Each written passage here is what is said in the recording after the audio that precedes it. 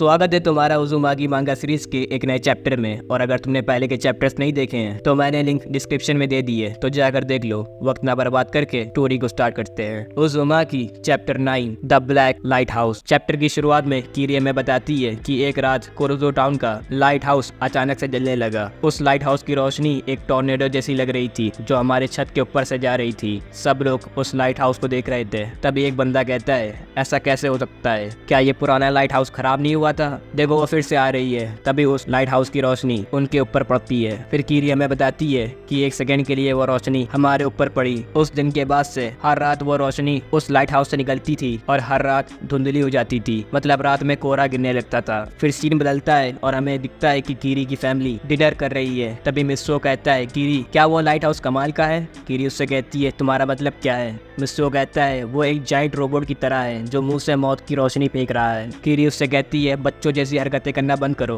और तुम्हें उस रोशनी को घूरना नहीं चाहिए, उसमें कुछ तो अजीब है। तभी कीरी की मॉम कहती है, मुझे भी वो पसंद नहीं है। उस रोशनी को देखकर मुझे चक्कर आने लगते हैं। मिस्सो मुझसे वादा करो तुम उस लाइट हाउस के पास कभी नहीं जाओगे। फिर सीन बदलता है और कुछ लोग लाइट हाउस को चेक करने के लिए आते हैं। उनमें से एक आदमी कहता है, हमें रेसिडेंट से शिकायत मिली है, ये लाइट हाउस बहुत समय से खराब है, इसमें बिजली भी नहीं है, तो ये कैसे जल सकता है? हमें अंदर जाकर देखना होगा कि इसमें क्या गड़बड़ है। वो लोग उसके अंदर चले जाते हैं और उनके साथ क्या होता है वो तुम्हें आगे पता चलेगा। फिर एक रात वो लाइट हाउस दोबारा से जलने लगा, पर इस बार उसकी रोशनी और भी तेज थी। वो जिन लोगों के ऊपर पड़ी वो सभी हिप्नोटाइज हो गए। कीरी हमें बताती है कि उसके बाद कई लोग अजीब हरकतें करने लगे। कीरी को एक औरत गोल गोल घूमते नजर आती है। वो उनसे पूछती है, एक्सक्यूज मी, क्या आप ठीक हैं? वो औरत कहती है, मैं बस अपने घर जा रही हूँ, पर मुझे रास्ता पहले से लंबा लग रहा है। कीरी ये सुनकर हैरान हो जाती है। कीरी स्टेशन जाती है तो उसे वहाँ पर भी लोग वैसे ही गोल गोल घूमते नजर आ रहे थे। एक लड़का जो चक्कर काट रहा था वो कहता है, कोई मेरी मदद करो, मैं रुक नहीं पा रहा हूँ, ये उस लाइट हाउस की रोशनी की वजह से हुआ है। वो घूमती हुई रोशनी मेरी आंखों में चली गई है। फिर कीरी को एक और इंसान घूमते हुए नजर आता है।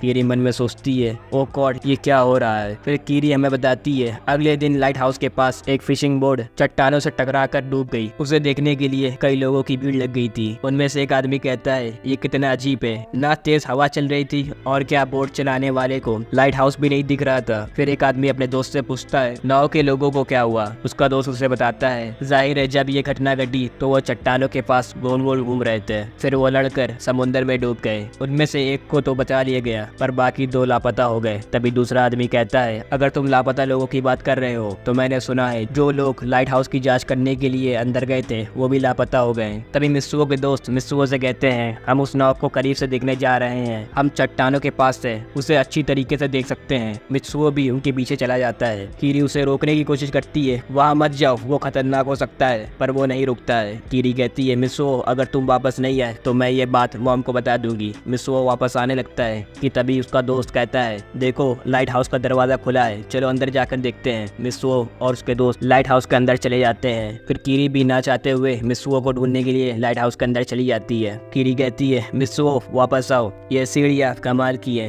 कीरी सीढ़ी चढ़ते चढ़ते बहुत थक जाती है। वो कहती है, ऐसा लग रहा है ये सीढ़ियाँ हमेशा के लिए चलती रहेंगी, मुझे समझ में नहीं आ रहा है मैं क्या करूँ, मैं काफी दूर तक आ चुकी हूँ। जैसे ही कीरी और सीढ़ियाँ चढ़ती है तभी उसे लाइट हाउस के दीवार पर स्पाइरल पैटर्न देखने को मिलते हैं जो कि अंधेरे में चमक रहे थे। उस लाइट हाउस में कोई भी खिड़की नहीं थी, बस वो पैटर्न्स थे जिनसे रोशनी आ रही थी। कीरी कहती है, ये लाइट हाउस भी स्पाइरल का पार्ट है, ये कितना अजीब है, मैं इतना चल चुकी हूँ फिर भी मैं अभी तक ऊपर नहीं पहुँच पाई, मुझे ऐसा लग रहा है कि मैं सर्कल के चक्कर काट रही हूँ। कीरी को जलने की स्मेल आती है और जब वो थोड़ा और ऊपर चढ़ती है तो उसे दिखता है कि वहाँ पर 3 लोगों की लाशें पड़ी हैं जो पूरी तरीके से जल चुकी हैं, जिसे देखकर वो बहुत घबरा जाती है। कीरी कहती है, ये तो उनमें से एक है जो लोग गायब हो गए थे। तभी उसे ऊपर से उन बच्चों की आवाज़ें सुनाई देती हैं तो वो ऊपर जाकर देखती है तो कीरी को मित्सुओ के दोस्त नजर आते हैं और साथ में 2 और लाशें भी।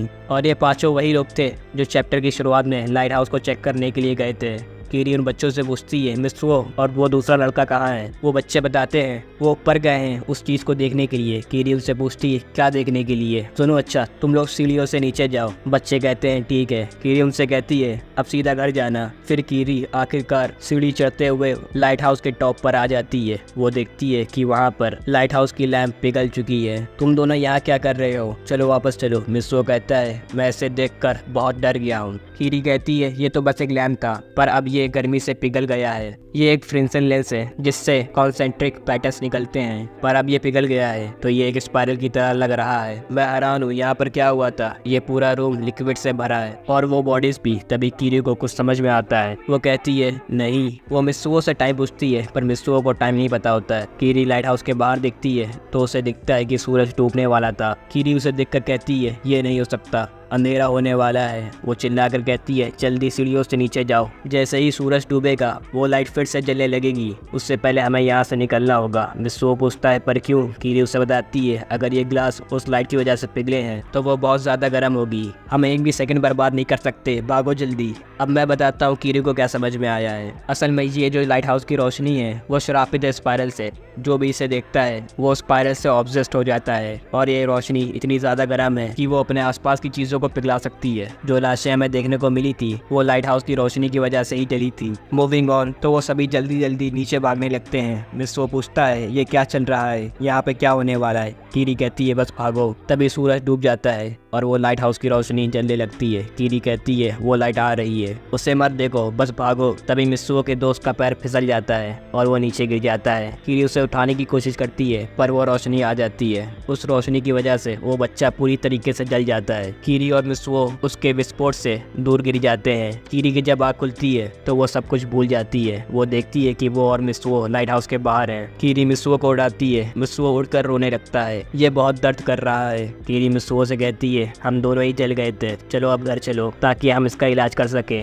वो दोनों वहाँ से चले जाते हैं। फिर अगले दिन उस लाइट हाउस में से 6 लाशें मिलती हैं। एक तो वो बच्चे की थी, बाकी वो 5 उन लोगों की थी जो लाइट हाउस को चेक करने गए थे। और आखिर में कीरी हमें बताती है हर रात उस लाइट हाउस से वो मनहूस रोशनी निकलती है। लोगों का कहना है कि वो एक दिन इस लाइट हाउस को तोड़ देंगे और यहीं पर ये चैप्टर खत्म हो जाता है। तो एक्सप्लेनेशन पसंद आई हो तो वीडियो को लाइक करना, और अगर तुम्हें इसका अगला चैप्टर बहुत जल्दी चाहिए तो कमेंट में चैप्टर 10 लिख देना। और हाँ, चैनल को सब्सक्राइब करके बेल आइकन को भी दबा देना ताकि जैसे ही मैं अगले चैप्टर की वीडियो अपलोड करूँ तो सबसे पहले नोटिफिकेशन तुम्हारे पास आए। तो आज के लिए बस करते हैं, मैं मिलूंगा तुमसे नेक्स्ट वीडियो पे, तो बाय बाय।